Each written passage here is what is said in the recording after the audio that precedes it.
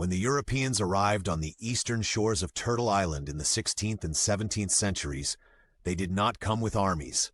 Not yet. They came with trinkets, muskets, crosses, and contracts. At first, they needed the indigenous peoples to survive and to profit. The French arrived first in large numbers, followed by the British. And with them came the fur trade, a booming economy driven by the demand for beaver pelts in Europe. But beaver wasn't the only thing being traded. The Europeans needed guides, translators, hunters, and allies. They turned to the Wendat, the Innu, the Algonquin, and other nations. At first, these exchanges seemed mutual. Goods were traded, marriages were arranged, relationships were forged. The French, in particular, leaned on indigenous diplomacy. Jesuits called it the middle ground. But it didn't last, because behind every gesture of friendship was the machinery of empire. The fur trade pulled indigenous nations into a brutal economic system that bred competition, conflict, and dependency. Once self-sufficient communities began to rely on European tools, weapons, and cloth. Wars between tribes were often manipulated or outright instigated by colonial powers seeking territorial advantage. Then came the missionaries. Jesuits and Anglican preachers fanned out across the land, armed with Bibles and a mission to save souls.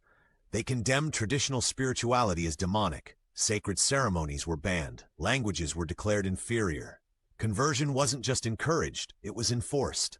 While France and Britain fought for dominance in Europe, they used indigenous peoples as pawns in their proxy wars. The 7 Years' War in North America, known here as the French and Indian War, devastated communities who had no say in the global conflict, but bore its full weight. After Britain's victory in 1763, the balance shifted. The British imposed new systems of land ownership, bureaucracy, and military control. They began issuing land patents, documents that claimed entire territories with no regard for the people who already lived there. Indigenous nations who had once been allies were now seen as obstacles to be removed. The treaties that followed weren't peace agreements. They were tools of dispossession. Written in English, filled with legal traps, and often signed under pressure or in bad faith.